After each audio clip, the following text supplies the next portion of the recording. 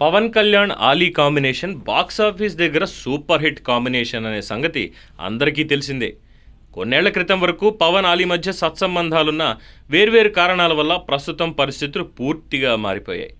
ఆలీ వైసీపీలో చేరి ఎంపీగా పోటీ చేయాలని ఉత్సాహపడిన సంగతి అందరికీ తెలిసిందే. అయితే చివరికి ఎలక్ట్రానిక్ మీడియా సలహాదారుడిగా మాత్రమే అవకాశం లభించి ఆ తర్వాత ఆ పార్టీలో సరైన ప్రాధాన్యత దక్కకపోవడంతో ఆ పార్టీకి సైతం గుడ్ బై చెప్పి ప్రస్తుతం రాజకీయాలకి పూర్తి స్థాయిలో దూరంగా ఉంటానంటూ వీడియో సందేశం విడుదల చేశారు. వైసీపీలో చేరిన తర్వాత వేషాలు బాగా తగ్గాయి అన్న టాక్ సినీ వర్గాల్లో వినిపించింది. ఇక ఈ మధ్య డబుల్ స్మార్ట్ సినిమాలో ఆలీ ముఖ్య పాత్రలో నటించగా ఈ సినిమాలో ఆలీ నటనకి నెగిటివ్ మార్కులు పడ్డాయి. ఇక ఇప్పుడు ఆలీ పవన్కు దగ్గరవ్వాలని ప్రయత్నాలు చేస్తున్నట్టుగా తెలుస్తోంది. సరిపోదా శనివారం మూవీ ఈవెంట్లో ఆలీ చేసిన కామెంట్స్ ప్రస్తుతం సోషల్ మీడియా వేదికగా తెగ వైరల్ అవుతున్నాయి. ఈ ఈవెంట్లో హీరో నాని ఉపయోగించిన ఎర్రతుండు కడియం పుస్తకాన్ని సుమ చూపించగా ఆలీ ఎర్రతుండు తీసుకున్నాడు.